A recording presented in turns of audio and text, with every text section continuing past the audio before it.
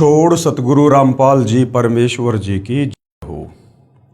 परमपिता परमात्मा सारी सृष्टि के रचनहार कुल मालिक असंख्य ब्रह्मांडों के स्वामी जगत गुरु तीनों लोकों में प्रवेश करके सबका धारण पोषण करने वाले राजाधिराज आत्माधार नाथों के नाथ देवों के देव महादेव सर्वेश्वर महेश्वर मृत्युंजय अजरो अमर आदि अनादि सनातनी प्रभु जगत पिता जगदीश्वर श्री श्री 1008 की उपाधि के वास्तविक अधिकारी अकाल मूरत सौद स्वरूपी राम वासुदेव सर्वगतम ब्रह्म परम पूज्य प्रथम पूज्य परम संत परम पुरुष परम धनी परम दयालु सत्य कबीर हक्का कबीर अल्लाहु कबीर अल्लाहु अकबर बाखबर अल्लाह ताला जगत के तारणहार जगत के मुक्तिदाता जगत के जगन्नाथ हारे के सहारे हिंदुओं के राम मुसलमानों के अल्लाह सिखों के वायुगुरु ईसाइयों के मसीह दया के सागर दयानिधि करुणा के सागर करुणानिधि स्वयंभू परिभू संकट मोचन कष्टहरण मंगलकरण दुख भंजन अविगत कबीर निर्विकार निर्विषम परमात्मा अलय अलेख सतगुरु आदि अनादि सतगुरु असली मर्यादा पुरुषोत्तम असली राम असली कृष्ण असली घनश्याम असली मुरारी राजाओं के राजा महाराजाओं के महाराजा शहंशाहों के शहंशाह सम्राटों के सम्राट भगवानों के भगवान अल्लाहों के अल्लाह प्रभुओं के प्रभु मसीहाओं के मसीह सच्चे वाहिगुरु बाबाओं के बाबा पीरों के पीर सेठों के सेठ जगत सेठ सावड़सा सेठ सर्वगुण संपन्न अनंत कोटि कलाओं के स्वामी अनंत कोटि ब्रह्मांडों के नायक योगियों में महायोगी ध्यानियों में महाध्यानी सिद्धों में परम सिद्ध ज्ञानियों में तत्व ज्ञानी ब्रह्म ज्ञानी महाज्ञानी परम ज्ञानी सर्वश्रेष्ठ ज्ञानी विज्ञानी युवा कबीर समर्थ कबीर असमवात अमित ओझा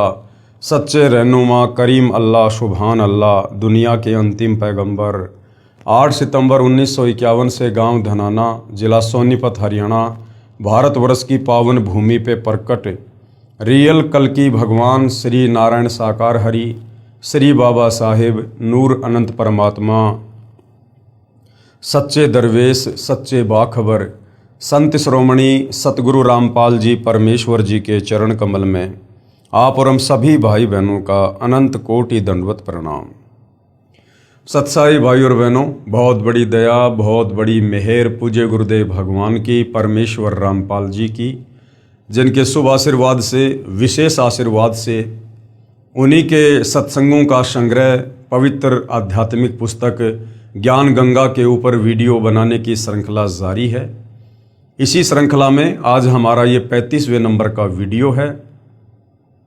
प्रत्येक वीडियो में पूज्य गुरुदेव भगवान के आशीर्वाद से हमें भक्ति मार्ग के विषय में शास्त्र अनुकूल साधना के विषय में बहुत कुछ जानने और समझने को मिल रहा है, जो जानने की इच्छा हमारी सदियों से थी। सतयुग में थी, त्रेता युग में थी, द्वापर युग में थी और कलयुग के प्रथम चरण में थी, परंतु हमारे तत्व ज्ञानहीन नादान केवल संस्कृत भाषा के तथाकथित विद्वान धर्म गुरुओं की अज्ञानता के चलते जो वे शास्त्रों को समझ नहीं पाए, शास्त्रों में परमेश्वर के विषय में भक्ति मार्ग के विषय में क्या लिखा है उसकी अच्छे से समझकर व्याख्या करके समाज को नहीं बता पाए, जिसके चलते भाई और बहनों सदियों से आत्मा अपने परमपिता परमेश्वर की प्राप्ति के लिए भटक रही है। और हमारे जितने भी पूर्वज थे वो इन हमारे तत्व ज्ञानहीन नादान धर्म गुरुओं की नादानी के चलते आज प्रेत योनि में, भूत योनि में, नरक में, लक 84 योनियों में अपना कष्ट भोग रहे हैं।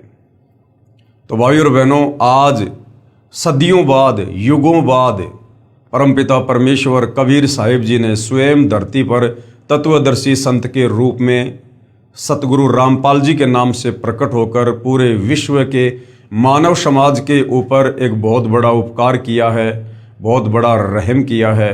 आज परमेश्वर इन सभी धर्मों के सभी धर्मशास्त्रों से हमें उनका वास्तविक सार ज्ञान निकाल कर दे रहे हैं। आज परमेश्वर रामपाल जी ने हमें सृष्टि रचना के विषय में बताया, समझाया।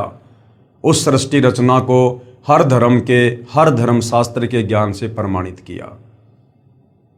इस पवित्र पुस्तक ज्ञान गंगा को पढ़ने के बाद आपकी 101 पीढ़ी का उद्धार निश्चित है।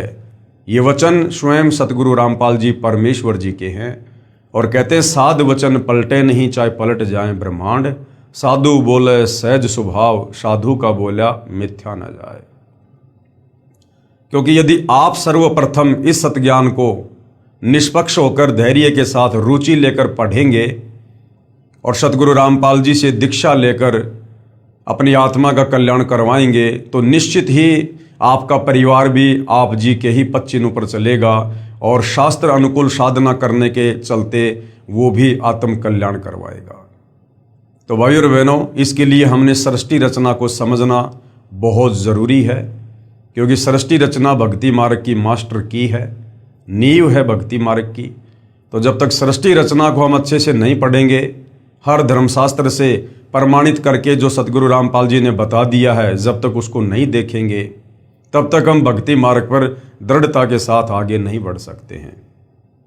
तो सृष्टि रचना को आप जब भी सतगुरु रामपाल जी के सत्संग सुनना शुरू करें, सर्वप्रथम 2, 4, 5 बार आप सृष्टि रचना को अवश्य सुनिए और पवित्र पुस्तकों से अवश्य पढ़िए।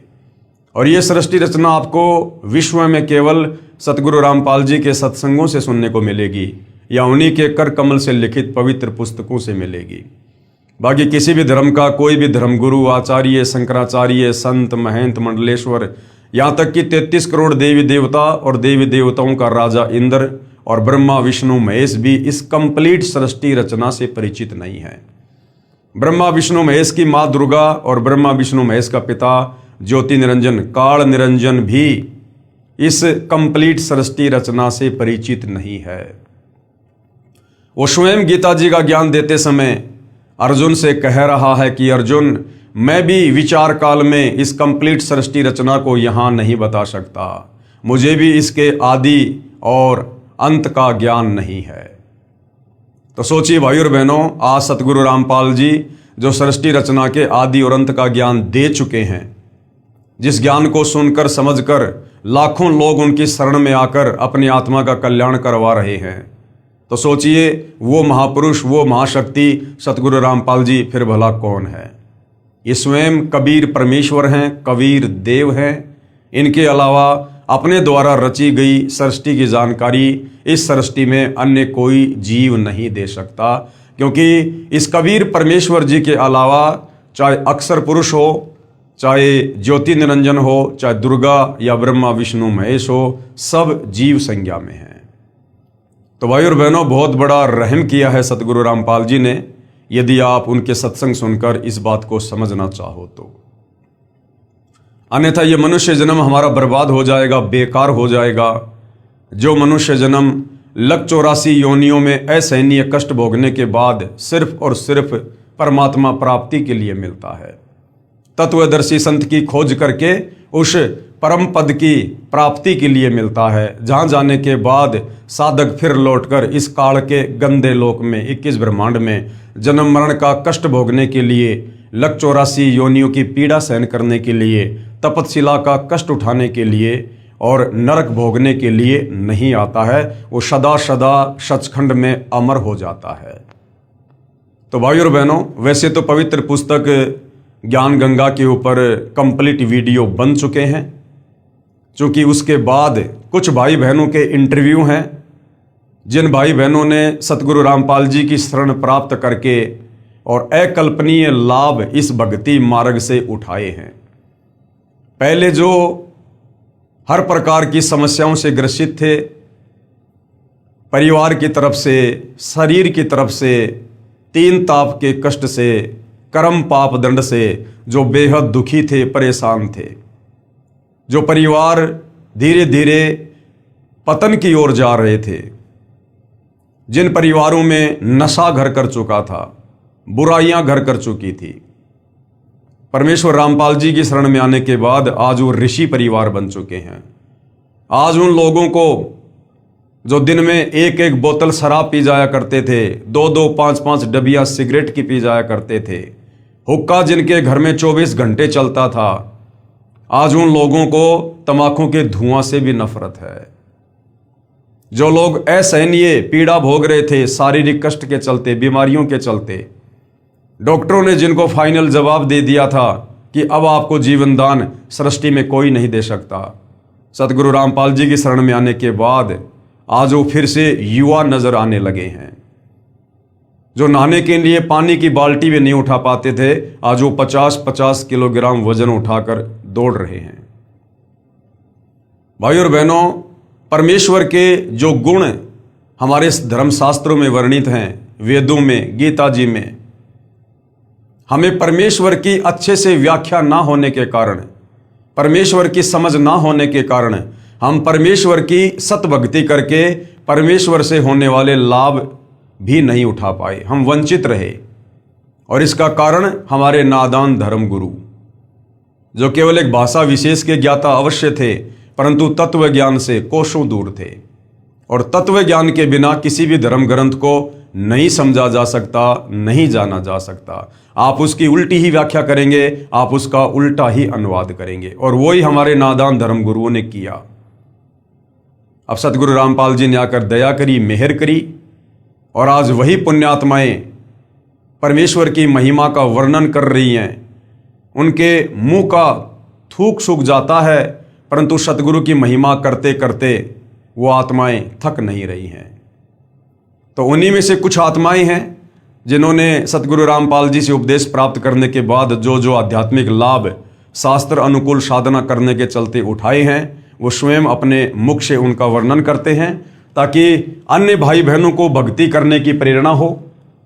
और जो आत्माएं परमात्मा प्राप्ति के लिए भटक रही हैं, मंदिर में, मस्जिद में, चर्च में, गुरुद्वारों में, तीर्थों पर, धामों पर, उन आत्माओं को भी एक शिक्षा मिले, उन आत्माओं को भी एक संदेश मिले, और वो आत्माएं भी सतगुरु रामपाल जी के सत्संग सुनकर अपनी परमेश्वर प्राप्ति वाली चाहत को पूरा करें। पवित्र पुस्तक ज्ञान गंगा, पेज नंबर 285, भटकों को शतमार्ग, भटकों को शतमार्ग। जो आत्माएं भटक रही थी, परमात्मा प्राप्ति के लिए दर दर के ठोकरें खा रही थी, आश्रमों में, साधु संत महात्माओं के पास, पहाड़ों पर, मेड़ों में, मंदिर में, चर्च में, गुरुद्वारे में, मस्जिद में, धाम पर, तीर्थ पर, कभी कावड़ ला रहे थे, कभी पैदल यात्रा कर रहे थे, परंतु किसी भी प्रकार का कोई भी कर्म दंड उनका नहीं कट रहा था।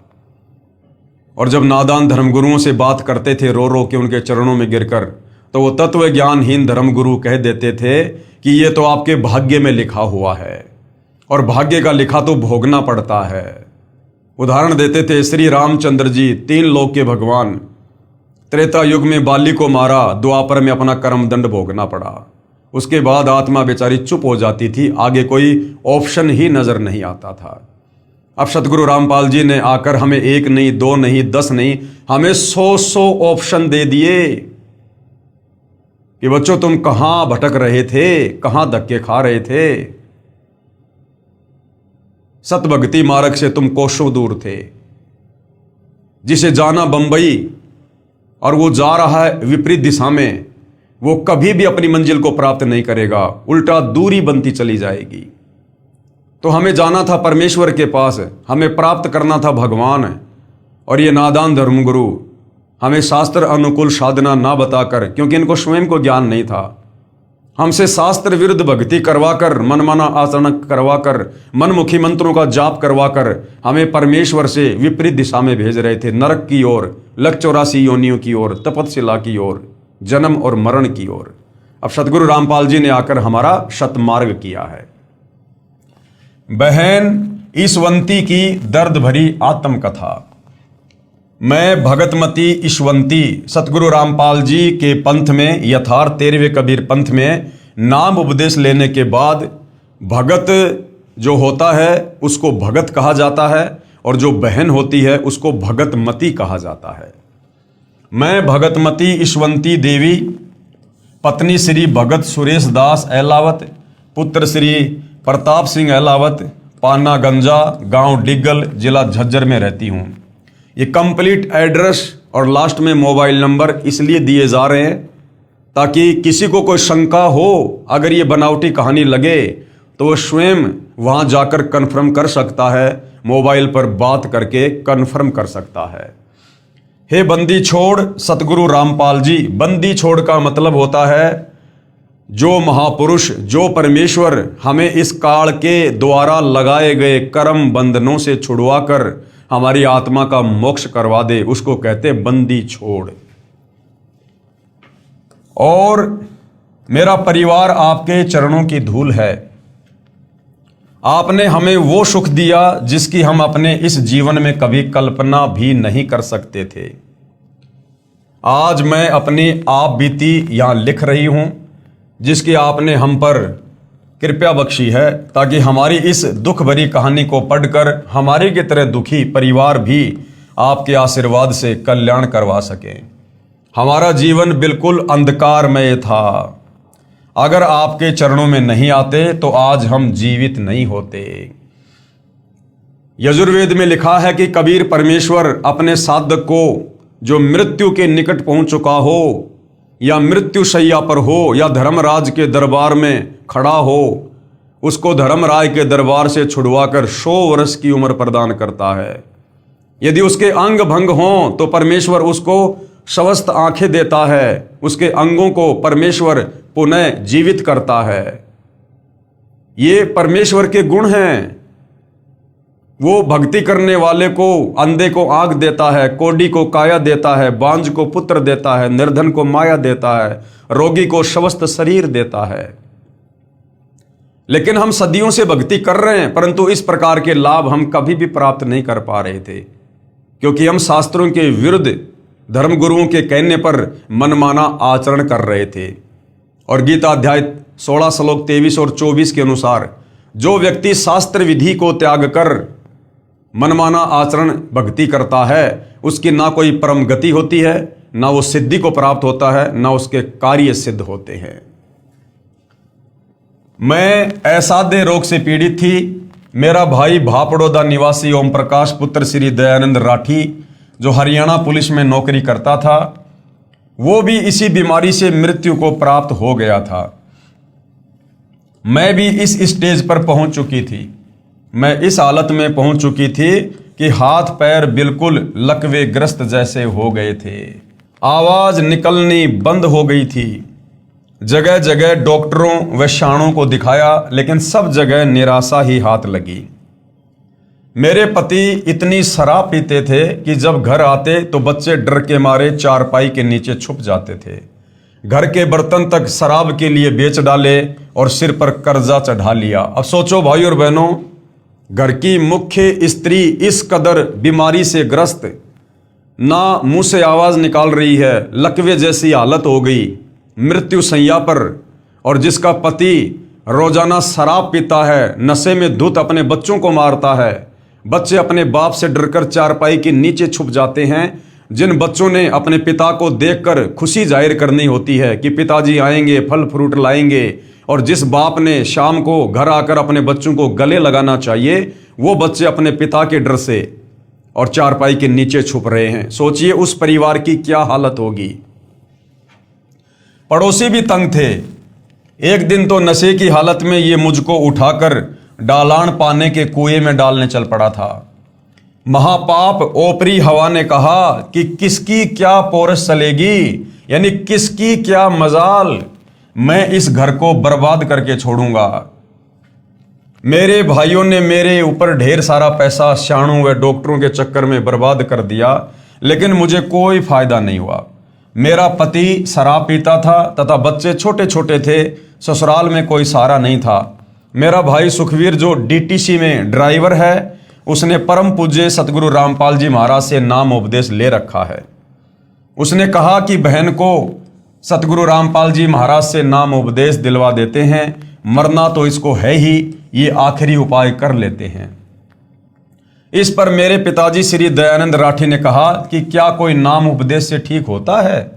इस पर मेरे भाई ने इन सब को नाम उपदेश की महिमा के बारे में समझाया। इसके बाद सब ने कहा कि देख लेते हैं। ये कहकर मुझे सतगुरु रामपाल जी महाराज के चरणों में लेकर गए। उस वक्त सतगुरुदेव गांव पंजाब खोड़ दिल्ली में सत्संग कर रहे थे। पूरा परिवार मुझे लेकर रात को 10 बजे महाराज जी के चरणों में गए। ये बात 25 दिसंबर 1996 की है। मेरे भाई ने पूज्य रामपाल जी महाराज को मेरी दुखदाई कथा बताई। गुरुजी ने रात को 10 बजे सत्संग में ही नाम उपदेश की रजा बख्शी। उससे पहले मेरी जुबान भी बंद हो चुकी थी, जीभ नहीं उठती थी। जब 26 दिसंबर की सुबह यानी नाम दीक्षा के अगले दिन सुबह मैं उठी तो अपने आप को बेहतर हालत में बोलते पाया तथा अपने भाई को बताया कि इतने वर्षों बाद मुझे लग रहा है कि मैं अपने शरीर में हूं तथा मेरे शरीर से जैसे कोई भार उतर गया है। जो भूत प्रेत की बाधा थी, ओपरी पराई शक्ति थी, वो नाम उपदेश लेते ही वहां से छू मंतर हो गई। मुझे बोलते देखकर मेरा भाई सुखवीर हैरान रह गया तथा कहा कि महाराज रामपाल जी तो साक्षात कबीर परमेश्वर आए हैं। और भाई इसमें कोई शंका नहीं है, सतगुरु रामपाल जी स्वयं कबीर परमात्मा ही हैं। मैं बीड़ी पीती थी, उसी दिन छोड़ दी।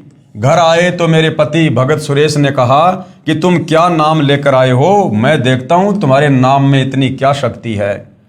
अपनी माँ से बोला कि ये अच्छा नाम लेकर आए बच्चे, सुबह गुड मॉर्निंग की जगह सत साहिब बोलने लगे हैं। भगत सुरेश 1 साल तक ऐसे ही शराब पीता रहा तथा घर में झगड़ा करता रहा, लेकिन बहन ईश्वंती मर्यादा में रहकर अपनी भक्ति पर अडिग रही। एक दिन यह बंदी छोड़ कबीर साहेब, कौन बंदी छोड़ कबीर साहेब, जो एक काल्पनिक फोटो हम गूगल पर देखते हैं, जो कबीर जी के नाम से आप जी को मिल जाएगी, दाढ़ी और मूछ वाली। एक दिन यह बंदी छोड़ कबीर साहेब, गरीबदास जी साहेब व सतगुरुदेव सतगुरु रामपाल जी महाराज की तस्वीरों को तोड़ने के लिए खड़ा हो गया। तब मैंने हाथ जोड़कर बंदी छोड़ से प्रार्थना की, सतगुरु रामपाल जी से प्रार्थना की कि आप ही इनकी बुद्धि को कंट्रोल में कर सकते हैं। तब बंदी छोड़ आपने ही इनको ऐसा चमत्कार दिखाया कि मेरे पति सुरेश ने पूजा स्थल पर वापस फोटो रख दिए तथा उल्टे पांव जाकर दंडवत प्रणाम किया।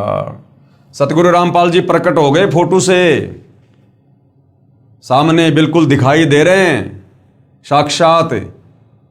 तो भाई सुरेश की तो सिट्टी पिट्टी गुल हो गई और वापस फोटो रख दी और गुरुदेव को दंडवत प्रणाम किया।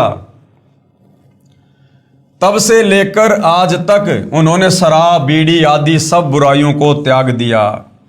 इन सब का गवाह पाना गंजा व डिगल गांव है। मुझे पुनर्जन्म मिला देखकर मेरे दुख में दुखी मेरे भाई राजेंद्र सिंह राठी डीएसपी हरियाणा व भाई प्रेम प्रकाश राठी एडवोकेट दिल्ली सहित पूरे परिवार ने भी नामदान ले लिया। नाम उपदेश लेने के बाद कबीर परमेश्वर ने यानी सतगुरु रामपाल जी ने ऐसे ऐसे सुख दिए जिसकी कल्पना भी नहीं की जा सकती।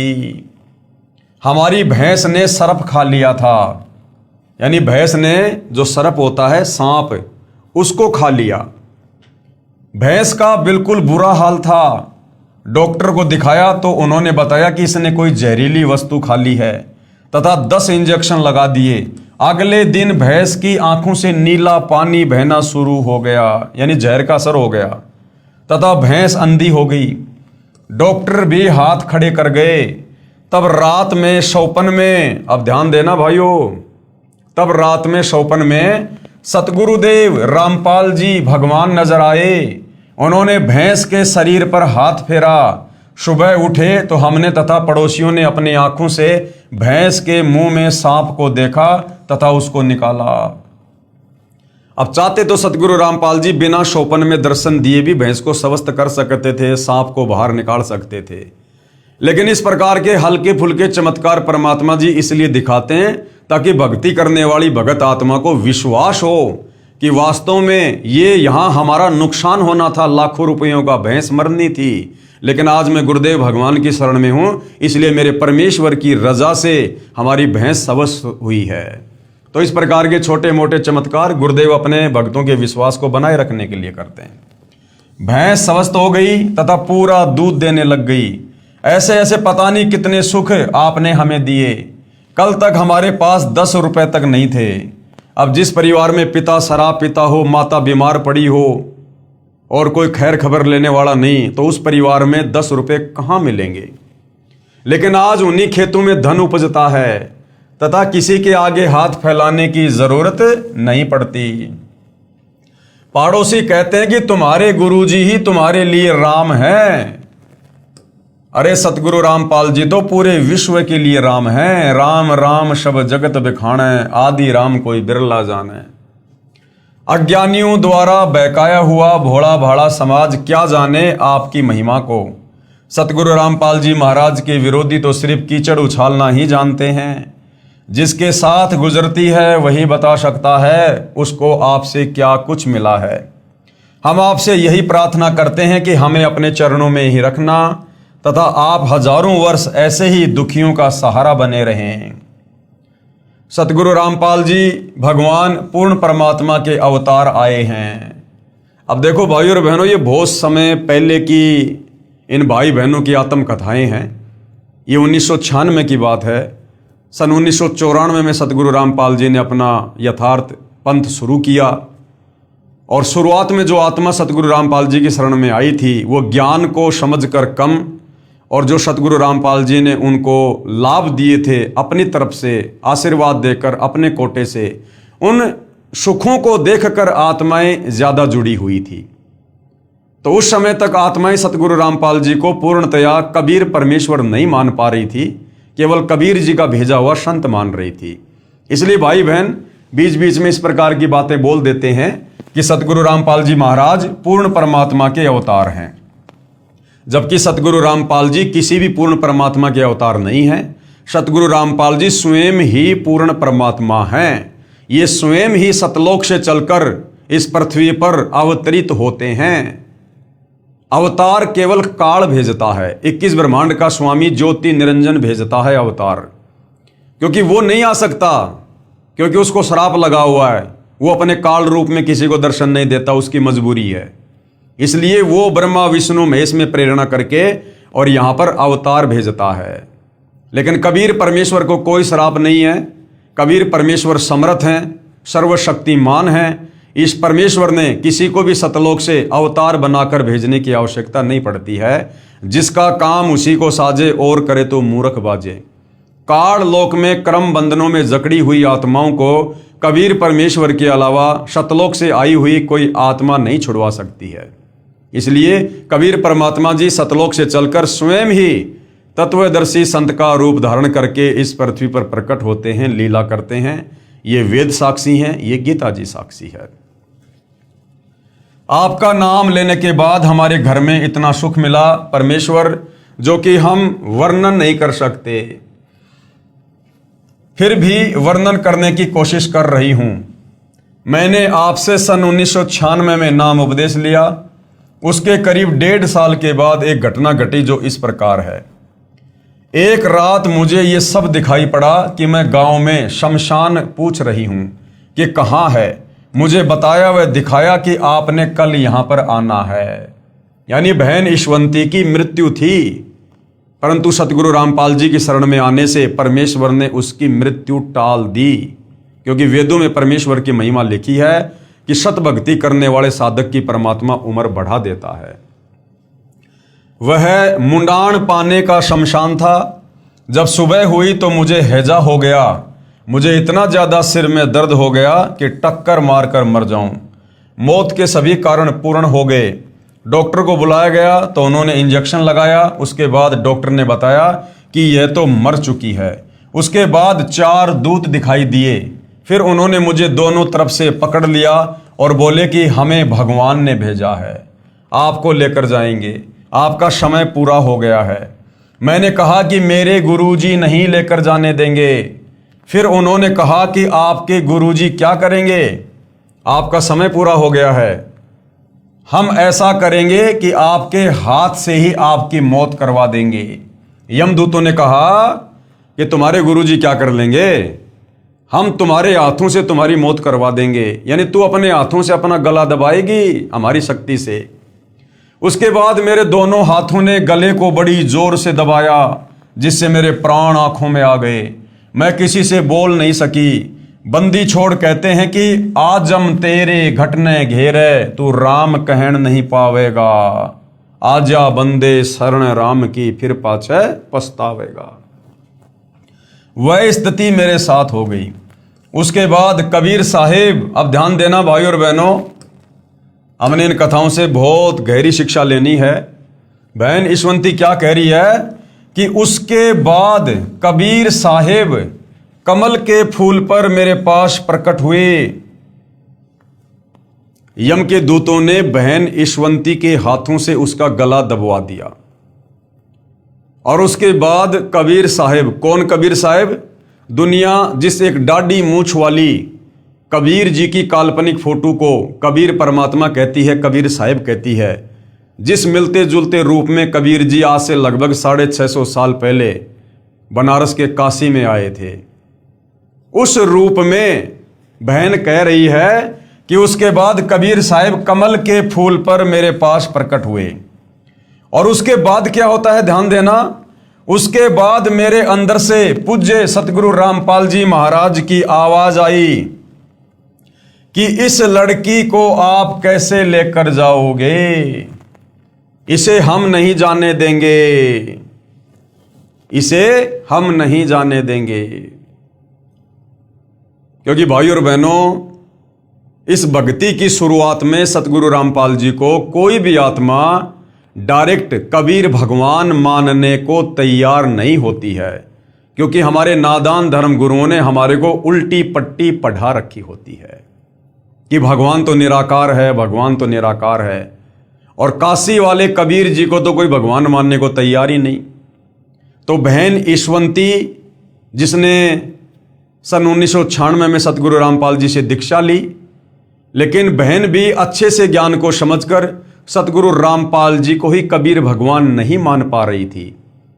बहन की दृष्टि में कबीर भगवान यानी बंदी छोड़ वो दाढ़ी मूंछ वाली कबीर जी की समझे जाने वाली काल्पनिक फोटो थी। तो बहन ने उसी को याद किया। तो उधर से कबीर परमात्मा सतगुरु रामपाल जी, जो वास्तव में कबीर भगवान है, वो उस दाढ़ी मूंछ वाला रूप बनाकर और बहन के पास में प्रकट हो गए उसके विश्वास के लिए। क्योंकि जब तक भगत की आस्था जिसमें रहेगी, वो चाहे किसी की भी भक्ति कर रहा है, परमात्मा उसी रूप में आकर उसकी रक्षा करता है। तो बहन ईशवंती ने नाम तो ले रखा सतगुरु रामपाल जी से, लेकिन भगवान मान रखा था दाढ़ी मूंछ वाली कबीर की फोटो को। तो बहन के विश्वास के लिए वहां पर कमल के फूल पर सतगुरु रामपाल जी ने ही वो दाढ़ी मूंछ वाला रूप बनाया और प्रकट हो गए। लेकिन अंदर से जो आवाज आई, वो आई सतगुरु रामपाल जी की। और क्या कहा? उसके बाद मेरे अंदर से पूज्य सतगुरु रामपाल जी महाराज की आवाज आई कि इस लड़की को आप कैसे लेकर जाओगे, इसे हम नहीं जाने देंगे, इसे तो हम चाहेंगे तब लेकर जाएंगे, इसका अगर पैर भी काट दोगे तो हम वह भी जोड़ देंगे। साथ में गुरुजी ने काफी बातें कही जो सब वर्णन नहीं हो पा रही हैं। उसके बाद यम के दूत भाग गए। उसके बाद गुरुजी ने मुझे कहा कि बेटी डर मत, तेरी मौत को हमने टाल दिया, अब हम चाहेंगे तब लेकर जाएंगे। दूसरा कारण क्या था भाइयों और बहनों? जब आप अध्यात्म की गहराई में जाएंगे, सतगुरु रामपाल जी के सत्संग सुनेंगे, तो आपको पता चलेगा।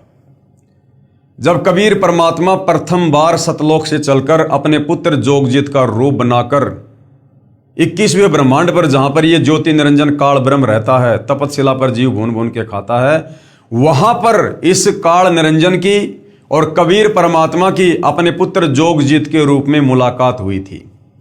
तो काफी कुछ वरदान कबीर परमेश्वर ने इस काल को दिए थे। और इस काल में एक वचन ये भी मांगा था कि मैं आपका रूप बना सकूं, ये आप मुझे वरदान दे दो। तो कबीर परमेश्वर जो अपने पुत्र जोगजीत के रूप में थे, परमेश्वर ने कहा कि ठीक है भाई, आप मेरा रूप बना लेना। मेरे जिस भगत के पास में सत भक्ति मंत्र होगा, शब्द होगा, उसको तू कुछ नहीं कर पाएगा। अक्के वचन भर लो, वचन भर लिया, अकबर लिए भाई न्यो बोला जी कि चारों युगों में, 3 युगा में जीव थोड़े ले जाना, सतयुग, त्रेता और द्वापर, और चौथा युग जब आवे कलयुग, कितने ले जाइयो। बोला वह बड़ी अड़ाई तन तया। अच्छा भाई कोई बात नहीं। दूसरा यह है कि मैं आपका रूप बना सकूं, मैंने ये आज्ञा दे दो। अग बना लिए, तेरे रूप तक के आंट लगेगी, मेरे अंश के पास जिस पास नाम होगा तेरा रूप रह ही नहीं सकता उसके आगे। तो फिर और एक और कहा कि आप जब जाओ ना मृत मंडल में तो एक जगन्नाथ के मंदिर को बनवाइयो, क्योंकि वो काल समुद्र नहीं बनन देगा, मेरा अंश कृष्ण रूप में जाएगा, कृष्ण बौद्ध रूप में, और अपना मंदिर बनवाओगा, पर समुद्र नहीं बनन देगा। बनवा दूंगा भाई। फिर कहते हैं कि त्रेता युग में समुद्र पर पुल बंधवाइयो।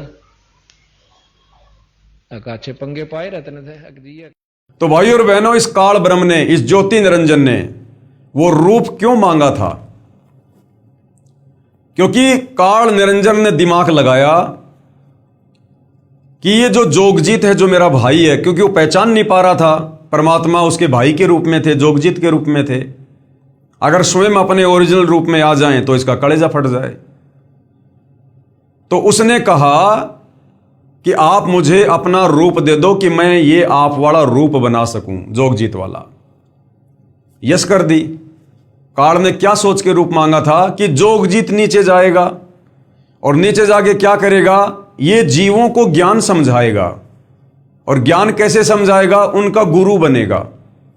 ये सतगुरु की भूमिका करेगा, तत्वदर्शी संत की भूमिका करेगा।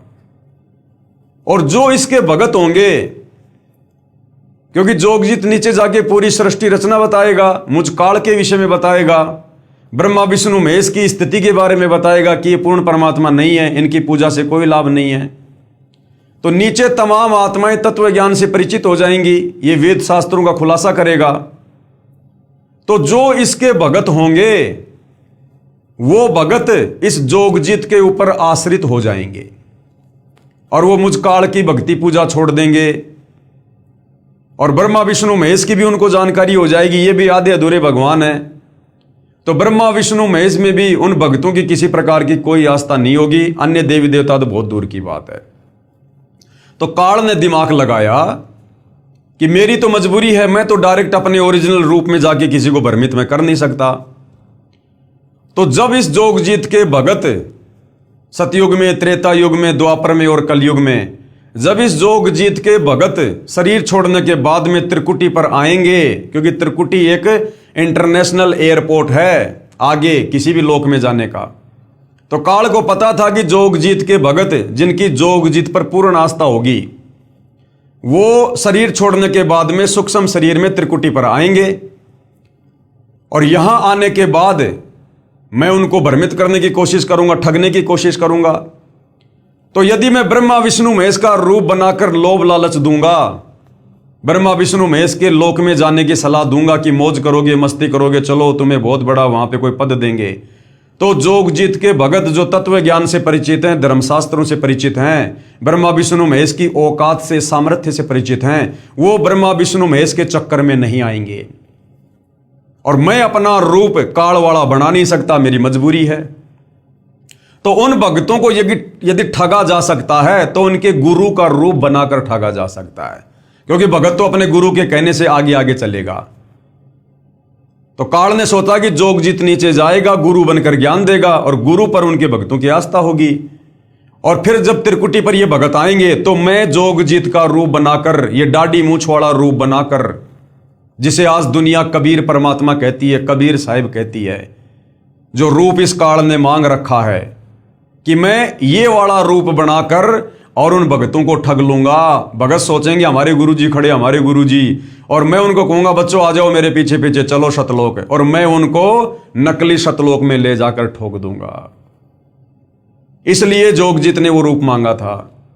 तो यहां बहन ईश्वंती के पास में, क्योंकि अब हमने दूसरे पहलू से विचार करना है, तो बहन ईश्वंती के पास में उसके प्राण लेने के लिए वो काल जोगजीत का रूप बनाकर, जिसको दुनिया कबीर जी समझ रही है, दाढ़ी मूछ वाली फोटो, उस रूप में आया उसके प्राण लेने के लिए, ताकि ईश्वंती उसे परमात्मा समझकर, कबीर साहिब समझकर और उसके साथ साथ चली जाए और काल उसे अपने जाल में फंसा ले, लक 84 में डाल दे। तो जैसे ही बहन ईश्वंती ने देखा, क्योंकि उसकी आस्था उस फोटो में थी कि कबीर जी यही हैं दाढ़ी मूछ वाले, वो उसी को पूजा करती थी, गुरु जी को केवल अपना गुरु जी माना करती थी, सतगुरु रामपाल जी को। तो बहन ईशवंती ने देखा कि बंदी छोड़ आ गए, कबीर साहब आ गए भाई। लेकिन वो उस समय काल था, बंदी छोड़ के रूप में, जोगजीत के रूप में, दाढ़ी मूछ वाले रूप में, क्योंकि उसने वरदान मांग रखा है। तो वो कुछ कहता उससे पहले सतगुरु रामपाल जी, रियल कबीर, अंतर्यामी परमात्मा, बहन ईशवंती के अंदर से आवाज देते हैं और उस दाढ़ी मूछ वाले कमल के फूल पर बैठे हुए काल को, जो कि कबीर के रूप में था, क्या कहा? उसके बाद मेरे अंदर से पूज्य सतगुरु रामपाल जी महाराज की आवाज आई कि इस लड़की को आप कैसे लेकर जाओगे? अब किसको कह रहे हैं सतगुरु रामपाल जी अंदर से आवाज करके? बहन ईशवंती को कौन दिखाई दे रहा था? वो दाढ़ी मूछ वाला, वो कबीर जिसमें काल था। सतगुरु रामपाल जी कह रहे हैं आप इस लड़की को कैसे लेकर जाओगे? मैं नहीं लेकर जाने दूंगा। कि इस लड़की को आप कैसे लेकर जाओगे? इसे हम नहीं जाने देंगे, इसे तो हम चाहेंगे तब लेकर जाएंगे। इसका अगर पैर भी काट दोगे तो हम वह भी जोड़ देंगे। साथ में गुरुजी ने काफी बातें कही जो सब वर्णन नहीं हो पा रही हैं। उसके बाद यम के दूत भाग गए, उसके बाद वो भाग गए सारे के सारे वहां से। उसके बाद गुरुजी ने मुझे कहा कि बेटी डर मत, तेरी मौत को हमने टाल दिया, अब हम चाहेंगे तब लेकर जाएंगे। इसलिए भाइयों और बहनों, सतगुरु रामपाल जी के पंथ में यदि वास्तव में पूर्ण मोक्ष प्राप्त करना है तो उस दाढ़ी मूछ वाली कबीर की समझे जाने वाली काल्पनिक फोटो को हमने अपने घर से, अपने घट से, अपने दिलो दिमाग से डिलीट करना पड़ेगा, निकालना पड़ेगा। क्योंकि देखो अब हम बच्चे नहीं हैं, हमें सतगुरु रामपाल जी ने अच्छे से सारा ज्ञान समझा दिया है। अब हमारे को कॉमन सेंस भी होनी चाहिए, कुछ बातें हमारे को कॉमन सेंस से भी समझ में आनी चाहिए। देखो शुरुआत में स्वयं कबीर भगवान होते हुए भी और सतगुरु रामपाल जी ने आप और हमसे भक्ति करवाने के लिए उस दाढ़ी मूछ वाली काल्पनिक कबीर की समझे जाने वाली फोटो को कबीर भगवान की फोटो बताकर आप और हमसे भक्ति करवाई। यदि गुरुजी शुरुआत में कह देते कि मैं ही कबीर हूं, 650 साल पहले धानक रूप में काशी में मैं ही आया था, तो भाई और बहनों 1994 में कोई भी सतगुरु रामपाल जी की इस बात पर यकीन नहीं करता और कोई उनके सत्संग सुनना भी पसंद नहीं करता कि ये देखो गांव धनाने का रामपाल जाट, ये कल का लड़का हमारी आंखों के सामने पैदा हुआ है और ये अपने आप को कबीर भगवान कहता है। अरे पाखंड की भी हद होती है। इस प्रकार के मन में पता नहीं क्या क्या कुविचार उत्पन्न होते, तो हम सतगुरु रामपाल जी के सत्संग सुनना भी पसंद ना करते, उनको अहंकारी समझकर अपनी नादानी के चलते। तो आप और हमें भक्ति पर लगाने के लिए सतगुरु रामपाल जी ने उस फोटो का सहारा लिया। अगर सतगुरु रामपाल जी वेदों से दिखाते कि देखो भाई परमात्मा का नाम है कबीर देव, कबीर परमात्मा, कबीर साहेब जो 650 साल पहले आए थे, ये कबीर भगवान है, और यदि फोटो ना दिखाते तो भाई और बहनों हम उनसे सवाल करते कि गुरुजी आपने वेदों में दिखाया कि कबीर देव ही परमात्मा है। कौन कबीर देव? जो चारों युगों में आता है, जो 650 साल पहले भी आए थे बनारस में। तो गुरुजी उनका कोई फोटो बताओ, उनकी कोई शक्ल दिखाओ भगवान की, ताकि हम उनकी पूजा करें। अगर गुरुजी कह देते कि बेटा वो तो 650 साल पहले आए थे, और 650 साल पहले बेटा ना तो कोई मोबाइल था, ना कोई कैमरा था, ना कोई वीडियो रिकॉर्डिंग का सिस्टम था, तो मैं फोटो कहां से दिखाऊं मैं? तो हम क्या कहते पता है? अच्छी बात कर रहे हो गुरुजी, अरे रामचंद्र जी त्रेता युग में लाखों साल पहले आए, श्री कृष्ण जी द्वापर युग में 5000 साल पहले आए, और देखो गुरुजी आज उनकी कितनी सुंदर सुंदर फोटोएं आपको लाखों मिल जाएंगी। और कबीर जी तो 600 साल पहले आए थे, फिर उनकी फोटो क्यों नहीं हो सकती? तो बताओ हम नादान आत्माओं को क्या समझाते गुरुदेव? तो वे तो अंतर्यामी है, उनको तो पता था। इसलिए गुरुदेव भगवान ने उस काल्पनिक फोटो को हमारे सामने रख दिया, जो कि हाथ से बनाया गया एक चित्र है, और कहा कि यो कबीर भगवान है, ताकि हम गुरुदेव के सत्संग सुने, उनसे उपदेश लें और उस फोटो को भगवान मानकर शत भक्ति शुरू करें। और जब धीरे धीरे धीरे धीरे तत्व ज्ञान सुनेंगे तो 2, 4, 5, 10 साल में तो ये बात समझ में आएगी कि वास्तव में कबीर भगवान वाले काम आज धरती पर कौन कर रहा है। हमें ये इतने सुख, मुर्दों को जीवन, ये कबीर भगवान दाढ़ी मूछ वाले ने दिए या फिर सतगुरु रामपाल जी ने दिए? हमें उपदेश देकर ये ज्ञान, शास्त्रों का गूढ़ रहस्य सतगुरु रामपाल जी ने समझाया या उस दाढ़ी मूछ वाले काल्पनिक कबीर भगवान ने समझाया? तो सतगुरु रामपाल जी ने ये सोचकर कि फिलहाल ये मुझे परमात्मा के रूप में स्वीकार नहीं करेंगे, क्योंकि ये तत्व ज्ञान से बहुत दूर हैं। इसलिए सतगुरु रामपाल जी ने उस काल्पनिक फोटो को, जो आपको गूगल पर मिल जाएगी, उसको कबीर भगवान बताकर हमारे सामने पेश किया। वो फोटो हमें दी, उस फोटो की हम पूजा करने लगे। लेकिन भाई और बहनों, अब हमें सतगुरु रामपाल जी ने ज्ञानी बना दिया, विद्वान बना दिया, मास्टर बना दिया भक्ति मार्ग में। अब हमने कॉमन सेंस का भी प्रयोग करना चाहिए। अब यदि हमारी आस्था उसी फोटो में लगी रही तो भाई और बहनों, कल को जब हम त्रिकुटी पर जाएंगे तो स्थूल शरीर छोड़ने के बाद में जो सूक्ष्म शरीर रहेगा उसमें ज्यों के त्यों विचार रहेंगे।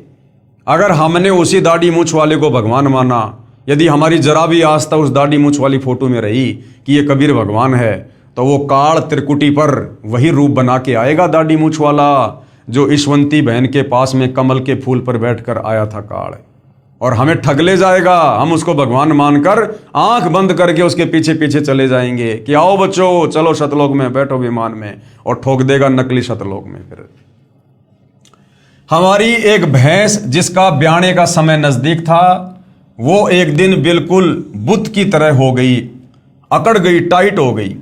डॉक्टर को बुला कर लाए तो डॉक्टर ने टाइम से पहले ही हाथों से बच्चा निकाला। उसके बाद भैंस ने जेर नहीं डाली।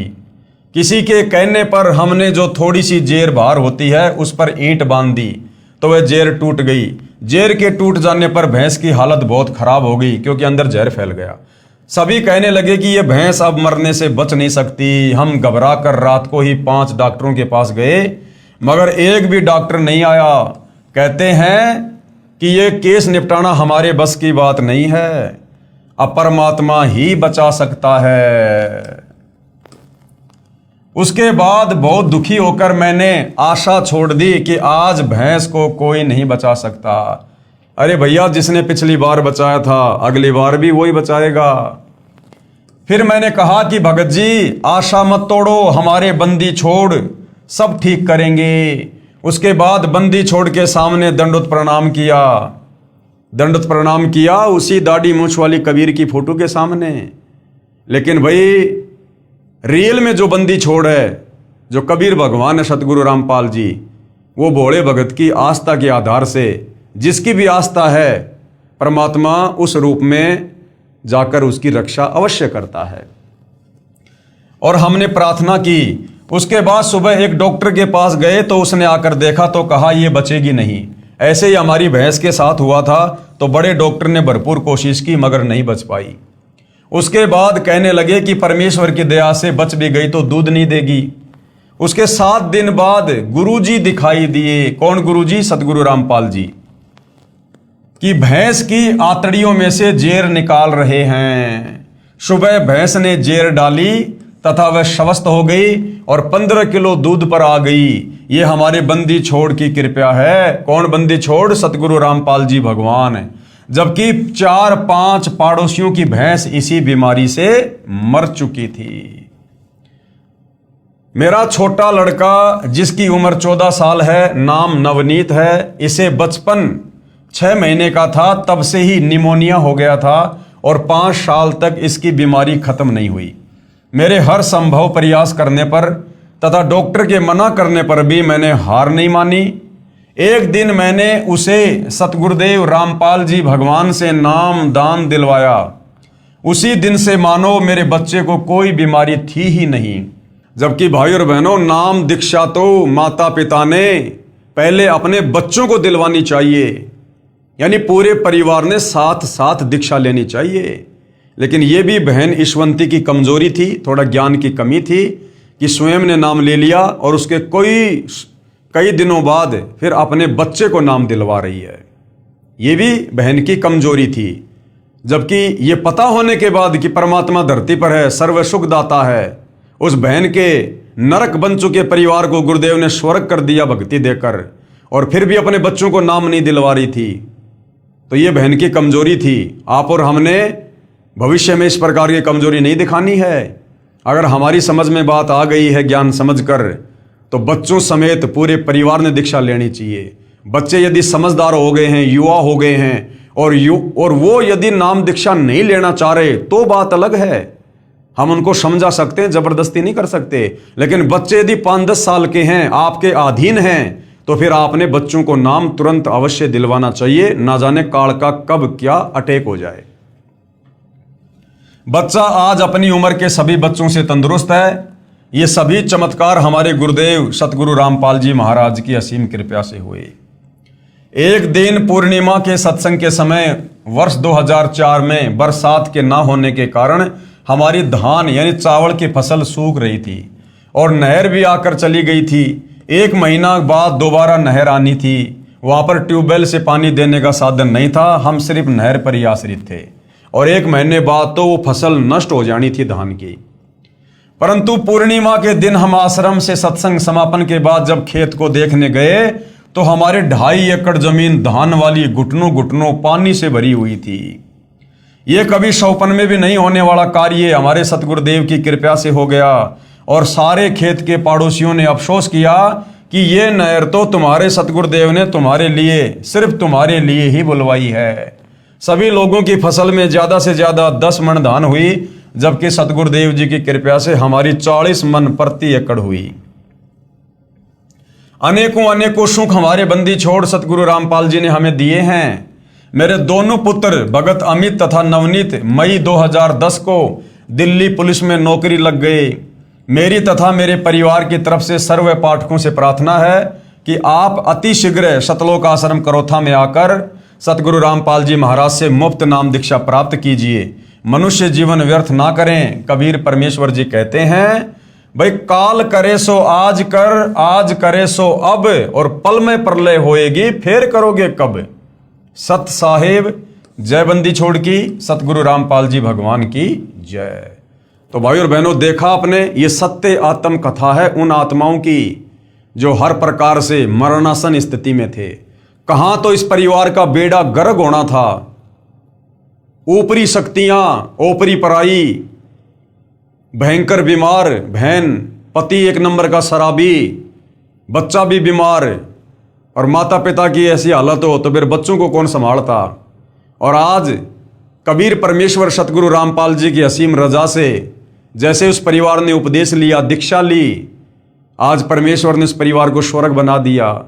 बहन की बीमारी, रफू चक्कर, दोनों लड़के सरकारी नौकरी लग गए, पति ने शराब त्याग दी और आज वो परिवार सुख से अपना जीवन व्यतीत कर रहा है। तो भाई और बहनों, ऐसा परमेश्वर ही कर सकते हैं। प्रारब्ध में लिखे कष्टों को सतगुरु के अलावा, कबीर भगवान के अलावा दूसरा कोई समाप्त नहीं कर सकता। कहते माशा घटे ना तिल बदे विधाता लिखे जो लेख। इस काल बली ने जो लेख हमारे लिख दिए होते हैं वो कहते हैं मेटे नहीं मिटाए जा सकते, परंतु साचा सतगुरु मेट कर ऊपर मार दे मेख। लेकिन जो सच्चा सतगुरु होता है, पूर्ण सतगुरु होता है, और वो पूर्ण सतगुरु स्वयं कबीर भगवान ही होता है। और इस काल के लिखे लेखों को केवल वो सतगुरु ही समाप्त कर सकता है। चित्रगुप्त के कागजों को सतगुरु ही समाप्त कर सकता है, यदि वो पूर्ण सतगुरु है तो। सतगुरु जो चावे सो करही, 14 कोटि दूत यम डरही, ऊत भूत जम त्रास निवारे, और चित्रगुप्त के कागज फाड़े। इस परिवार के लिए सतगुरु रामपाल जी ने चित्रगुप्त के कागज फाड़ दिए और अपनी लेखनी से उस समर्थ कबीर परमेश्वर सतगुरु रामपाल जी ने इस परिवार का नया सुंदर भाग्य लिख दिया। तो भाई और बहनों, ये आप लोगों के साथ भी हो सकता है, ये सबके साथ हो सकता है। परमेश्वर इस धरती पर वर्तमान में पूरे विश्व के मानव समाज के लिए, सबके आत्मा के कल्याण के लिए, सबके उद्धार के लिए हैं। लेकिन कहते हैं भाई सकल पदार्थ है जगमाही, भाग बिना नर पावत नाही। सतगुरु रामपाल जी की शरण प्राप्त करना आम इंसान के वश की बात नहीं है। जिनके युगों युगों के भक्ति संस्कार मजबूत होते हैं वही आत्माएं उनके चरणों तक पहुंच पाती हैं, उनके सत्संगों को सुनकर विश्वास कर पाती हैं और फिर उनसे जुड़कर उपदेश लेकर भक्ति का लाभ उठा पाती हैं। तो ये आपकी आंखों के सामने बहन ईशवंती की आत्मकथा है। उसके बाद एक और भगत आत्मा है जिन्होंने अपनी आत्मकथा बताई है। उजड़ा परिवार बसा, मैं भगत रमेश पुत्र श्री उमेद सिंह, गांव पेटवाड़, तहसील हांसी, जिला हिसार का रहने वाला हूं। अब एम्प्लॉयज कॉलोनी जेल के सामने जिंद में सहपरिवार रहता हूं। नाम लेने से पहले हम भूतों की पूजा करते थे, यानी श्राद्ध निकालना, अपने पूर्वजों के श्राद्ध निकालना, भूतों की पूजा करना। क्योंकि शास्त्र विधि को त्याग कर जो मनमाना आचरण करता है, मरने के बाद वो प्रेत योनि में जाता है। और फिर ये हमारे नादान धर्म गुरु आप और हमें उस प्रेत योनि में ले जाने के लिए उन पूर्वजों की जो भूत बने हुए हैं उनके श्राद्ध निकलवाना शुरू करवा देते हैं। हमारे गांव में बाबा सरिया की मान्यता थी, जिस पर हम प्रत्येक महीने की पूर्णिमा को ज्योति लगाने जाते थे। हम शुक्रवार, जन्माष्टमी, शिवरात्रि का व्रत भी करते थे, पितरों का पिंडदान और श्राद्ध भी निकालते थे। श्राद्ध निकालने के लिए, पिंडदान करने के लिए, व्रत करने के लिए, समाधि पूजने के लिए गीता जी साफ साफ मना कर रही है। फिर भी हमारा घर बिल्कुल उजड़ चुका था। जब मैं 12 वर्ष का था तब मेरे पिताजी की मृत्यु हो गई थी। घर में 3 सदस्य थे, तीनों की आपस में लड़ाई रहती थी। तीनों को भूत प्रेत बहुत दुखी किया करते थे और तीनों बहुत ज्यादा बीमार रहा करते थे। पहले डॉक्टरों को दिखाया पर कोई आराम नहीं हुआ। फिर सेवड़ों के पास गए, कोई कहता तुम 5,000 रुपये दे दो, मैं तुम्हें बिल्कुल ठीक कर दूंगा। कोई कहता तुम 10,000 रुपये दे दो। हम बिल्कुल उजड़ चुके थे परंतु कोई आराम नहीं हुआ। फिर क्या होता है भाई और बहनों, परमेश्वर अपनी आत्माओं को छल छिद्र करके अपनी शरण में लेता है। मेरे रिश्तेदार भगत रघुवीर सिंह गांव कोतकला वाले के बार बार कहने से मेरी माता जी ने सन 1996 में सतगुरु रामपाल जी महाराज से नाम ले लिया। मेरी पत्नी को 5 वर्ष उपरांत भी कोई संतान उत्पन्न नहीं हुई थी। मेरी माता जी के कहने से मेरी पत्नी ने भी सतगुरु रामपाल जी महाराज से नाम ले लिया। नाम दान लेते ही 1 वर्ष के अंदर मेरी पत्नी ने एक लड़के को जन्म दिया। मेरा भगवान से विश्वास उठ चुका था, इस कारण मैंने नाम नहीं लिया तथा अपनी माता व पत्नी को भी सतगुरु रामपाल जी के पास जाने से मना करता था। मेरा लड़का जो 15 दिन का था बहुत ज्यादा बीमार हो गया। डॉक्टरों ने कह दिया कि यह लड़का सुबह तक मर जाएगा, इसे ले जाओ। शाम को एक भगत ने बंदी छोड़ सतगुरु रामपाल जी महाराज के बारे में बताया कि आश्रम जिंद में आए हैं, वे पूर्ण संत हैं और वे ही इस बच्चे को ठीक कर सकते हैं। हम डॉक्टरों और सेवड़ों के पास जा जाकर थक चुके थे। मेरा भगवान से विश्वास उठ गया था। मैंने उस भगत को मना कर दिया, किंतु उसने दोबारा फिर प्रार्थना की कि वे स्वयं बंदी छोड़ भगवान ही धरती पर आए हुए हैं, यदि वे दया कर दें तो ये लड़का ठीक हो सकता है। अब देखो भाई और बहनों, भगत जो होता है वो अपने गुरुजी के प्रति श्रद्धावान होता है और होना भी चाहिए। तो उस समय जो भगत थे, सतगुरु रामपाल जी से उपदेश प्राप्त थे, वो बार बार कहा करते थे कि सतगुरु रामपाल जी खुद ही बंदी छोड़ हैं, सतगुरु रामपाल जी खुद ही कबीर भगवान है, धरती पर आए हुए हैं। परंतु हृदय से माना नहीं करते थे, केवल कहा करते थे क्योंकि उनको लाभ हुए, उनको सुख हुए, लेकिन वो हृदय से उनको बंदी छोड़ माना नहीं करते थे। क्यों? अगर वो हृदय से सतगुरु रामपाल जी को ही कबीर भगवान मानते तो उन भक्तों के घरों में आज भी वही दाढ़ी मूंछ वाली कबीर की काल्पनिक फोटो पूजा स्थल पर आपको लगी हुई मिल जाएगी। इसका मतलब अभी भी आस्था भगवान के रूप में उस दाढ़ी मूंछ वाली फोटो में ही है। लेकिन सतगुरु रामपाल जी की संगत में जो साध संगति से जुड़े हुए सत्सेवक भाई बहन हैं, जिन्होंने सतगुरु रामपाल जी के आशीर्वाद से वास्तव में उनको जाना है, उनको पहचाना है और परमेश्वर के रूप में मानकर आज उनकी यथार्थ पूजा कर रहे हैं, शास्त्र अनुकूल साधना कर रहे हैं जो भगवान की होती है, तो उन साध संगति से जुड़े भाई बहनों के घरों में आपको सतगुरु रामपाल जी के अलावा अन्य किसी की कोई फोटो नहीं मिलेगी। क्योंकि उन साध संगति से जुड़े भाई बहनों ने अपने गुरुदेव को ज्ञान आधार से और हृदय से बंदी छोड़ के रूप में स्वीकार कर लिया है कि एक साधे सब सदे, सब साधे सब जाए, माली सींचे मूल को फले फूले अगाए। उन आत्माओं ने ज्ञान आधार से निर्णय लिया कि जब हमारे गुरुदेव स्वयं कबीर भगवान हैं, धरती पर प्रकट हैं, तो वो 650 साल पहले वाली यानी जिस रूप में कबीर भगवान आए थे, आज वो काल्पनिक फोटो हमारे किस काम की, जब आज स्वयं वो कबीर भगवान साक्षात हमारे गुरुदेव के रूप में प्रकट हैं। तो और ऐसे तो ना जाने कितने अरबों खरबों बार ये कबीर भगवान सतगुरु रामपाल जी सतयुग से लेकर त्रेता द्वापर और कलयुग में आते रहते हैं, जाते रहते हैं। तो हम कितनी फोटोओं को पूजेंगे, कितने स्वरूपों को पूजेंगे। तो वर्तमान में यदि हमने मोक्ष चाहिए तो अपने प्रेजेंट गुरु को, अपने वर्तमान गुरु को ही अपना इष्ट मानकर पूजना होगा, अपना भगवान मानकर पूजना होगा। उन्होंने फिर प्रार्थना की कि वे स्वयं बंदी छोड़ भगवान ही आए हुए हैं, यदि वे दया कर दें तो ये लड़का ठीक हो सकता है। उस भगत के इतने विश्वास के साथ कहने पर मैंने अपनी माता जी को अनुमति दे दी। मेरी मां ने लड़के को ले जाकर सतगुरु रामपाल जी महाराज के चरणों में रख दिया और रोते हुए प्रार्थना की कि महाराज जी ये बच्चा मर चुका है, अब आप ही इसे ठीक कर सकते हो। तब बंदी छोड़ सतगुरु रामपाल जी महाराज ने कहा कि कबीर परमेश्वर की रजा से ये ठीक हो जाएगा। अब सतगुरु रामपाल जी की तो मजबूरी है कि जब तक भगत उनको कबीर परमात्मा नहीं मानेंगे तब तक सतगुरु रामपाल जी ने तो उस काल्पनिक फोटो को कबीर भगवान कहना ही पड़ेगा। तो सतगुरु रामपाल जी ने कहा कि कबीर परमेश्वर की रजा से ये ठीक हो जाएगा। अगले दिन जब बच्चे को मरना था वह ठीक हो गया। बोलो बंदी छोड़ सतगुरु रामपाल जी भगवान की जय हो। हमारा उजड़ा हुआ घर बंदी छोड़ सतगुरु रामपाल जी महाराज की कृपा से दोबारा बस गया। अगर वो लड़का मर जाता तो उस लड़के का पिता अपनी मां को और अपनी पत्नी को घर में भक्ति नहीं करने देता कि क्या कर लिया तुमने नाम दीक्षा लेकर, कह रहे थे कि भगवान है भगवान है।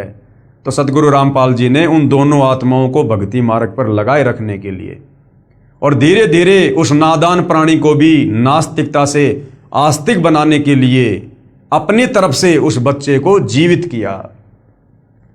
इतना चमत्कार देखकर भी पाप कर्मों की वजह से मैंने नाम नहीं लिया और पहले वाली पूजा तथा भूतों की पूजा ही करता रहा। अब सोचिए लड़का मर जाता तो वो कैसे नाम दीक्षा लेता, घर वालों की भक्ति और छुड़वा देता, जो बच्चा जिंदा होने के बाद भी सतगुरु रामपाल जी की भक्ति नहीं कर पा रहा और भैरव भूत की भक्ति में लगा हुआ। हमारे घर पर बंदी छोड़ गरीबदास जी महाराज की वाणी का पाठ सतगुरु रामपाल जी महाराज करते थे और मैं बाहर जाकर शराब पीता था। फिर 1 वर्ष बाद एक दिन हमारे घर पाठ हो रहा था। तब शाम को बंदी छोड़ सतगुरु रामपाल जी महाराज ने सत्संग किया। तब मैंने सत्संग सुना और नाम भी ले लिया। फिर हमारे घर में दुख नाम की चीज नहीं रही। मेरी माता जी ने किसी के बहकावे में आकर नाम खंडित कर दिया। कुछ समय बाद सन 2000 में मेरी माँ को अचानक पैर में जलन होने लगी। डॉक्टरों को दिखाया, उन्होंने बताया कि इसे ब्लड कैंसर है, ये 10-15 दिन में मर जाएगी। अगर पीजीआई चंडीगढ़ में ले जाओगे तो वहाँ 1.5 लाख रुपए लगकर ये ज़्यादा से ज़्यादा 1 साल तक जीवित रह सकती है, परंतु दर्द कम नहीं होगा। बंदी छोड़ सतगुरु रामपाल जी महाराज ने बताया कि आपकी माता जी ने नाम खंडित कर दिया है, यानी मर्यादा तोड़ दी। जैसे बिजली का बिल ना भरने से, कनेक्शन कट जाने से बिजली से मिलने वाला लाभ बंद हो जाता है, उसे फिर सुचारू करवाना पड़ता है।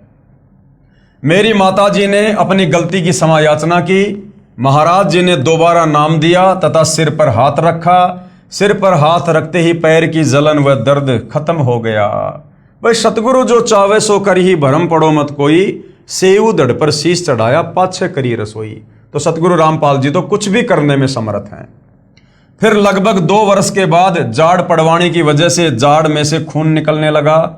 यानी भाई और बहनों, हमारे ऊपर पिछले जन्मों के पापों का इतना वजन है, इतना बोझ है, हम युगों युगों से मनुष्य जन्म प्राप्त करके और इतने कुकर्म कर चुके हैं कि हमारे संचित कर्म अब हमें परेशान करते हैं।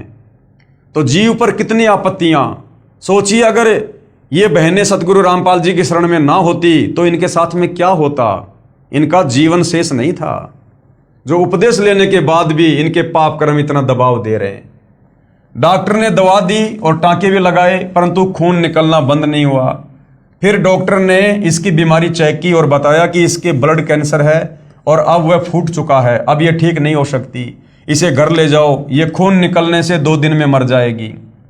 फिर अगले दिन इसके पेशाब और लेटरिन से भी खून आना शुरू हो गया। तब मैंने सतगुरु रामपाल जी महाराज को फोन से बताया कि डॉक्टर ने कहा है कि ये 2 दिन में मर जाएगी। तब सतगुरु रामपाल जी महाराज ने कहा कि बंदी छोड़ जो करेंगे ठीक करेंगे। फिर अगली रात को 2 बजे यमदूत लेने के लिए आए। यानी भाई और बहनों, उस भगत की माता जी का आगे जीवन शेष नहीं था। और ये दास बार बार आप लोगों को कहता है कि सतगुरु रामपाल जी ने हजारों नहीं बल्कि लाखों भक्तों का, भाई बहनों का जीवन एक्सटेंड कर रखा है। उनकी श्वासें अपनी तरफ से बढ़ाई हुई हैं। ये परमेश्वर के गुणों में है, उनके लक्षणों में है, अन्यथा हम भक्ति नहीं कर सकते। ये सतगुरु रामपाल जी भगवान हमें अपनी शरण में लेकर, काल के बंधन से छुड़वा कर, जमानत लेकर तब हमसे भक्ति करवाते हैं, पल पल अपनी नजरों में रखकर। अन्यथा इस काल के लोक में ब्रह्मा विष्णु महेश भी एक मंत्र नहीं जप सकते जो सत्य मंत्र है। इस काल के 21 ब्रह्मांड में ब्रह्मा विष्णु महेश भी सत्य नहीं कह सकते। और आज सतगुरु रामपाल जी के भगत सीना ठोक कर सत्य का प्रचार कर रहे हैं। और ये काल दूर खड़ा खड़ा देख रहा है, जो ब्रह्मा विष्णु महेश को भी जो है उनके पैर नहीं जमने दे रहा। इतनी प्रबल शक्ति है 21 ब्रह्मांड की ये ज्योति निरंजन काल। और आज सतगुरु रामपाल जी के जो मर्यादित भगत हैं, ये उनके 100 कदम भी नजदीक नहीं फटकता, इतना डरता है कबीर भगवान सतगुरु रामपाल जी से। काल जो पीसे पीसना, जोरा है पणिहार, ये 2 असली मजदूर हैं मेरे साहिब के दरबार। मेरी मां ने कहा कि तेरे पिताजी वे 10 वर्ष पहले गुजर चुके थे, मुझे लेने के लिए आए हुए हैं।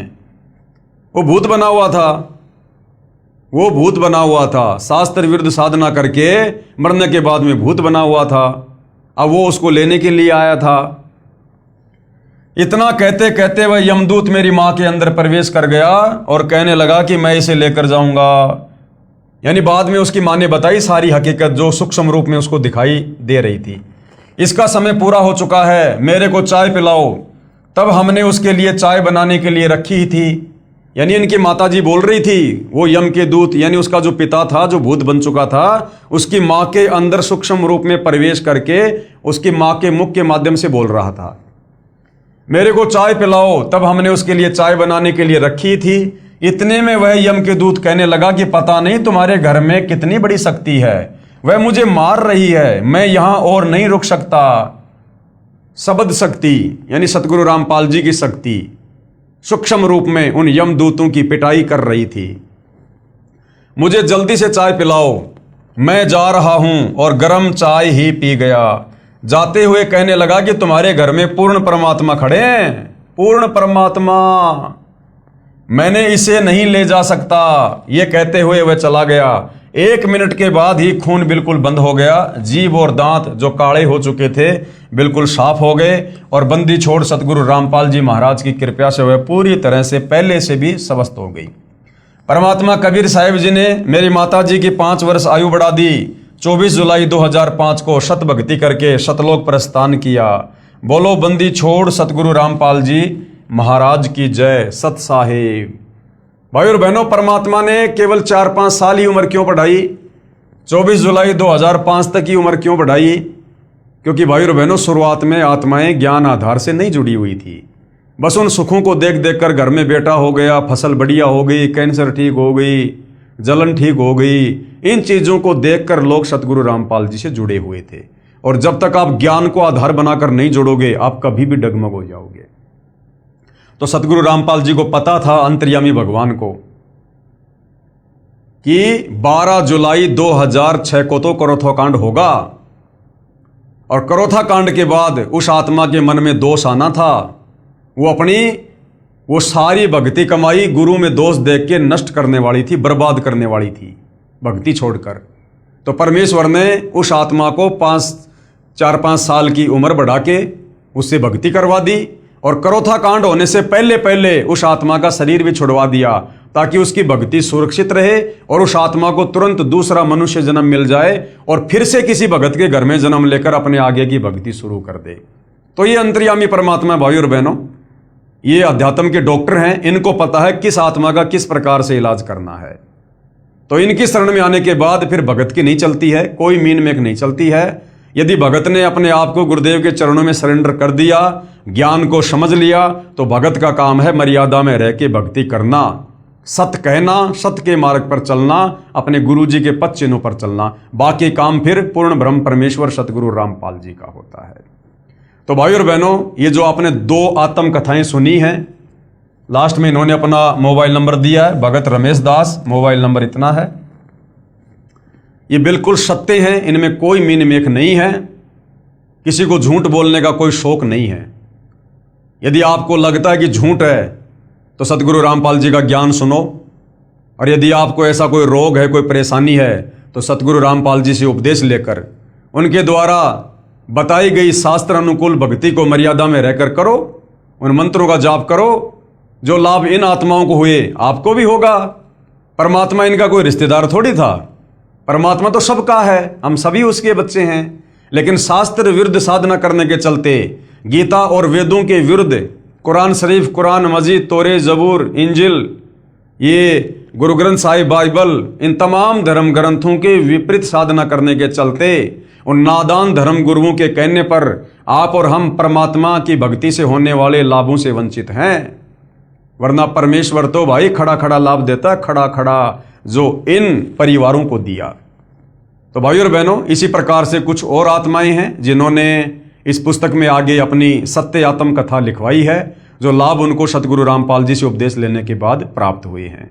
तो उनका भी हम जिक्र करेंगे। तो आज के वीडियो में केवल इतना ही। कल परमेश्वर के आशीर्वाद से फिर सेवा में हाजिर होंगे। तब तक पूज्य गुरुदेव भगवान हम सबको आज्ञा दे, आशीर्वाद दे, सद्बुद्धि दे, हमारा मार्गदर्शन करे, भ्रमने भटकने से बचाए। बंदी छोड़ सतगुरु रामपाल जी परमेश्वर जी की जय हो।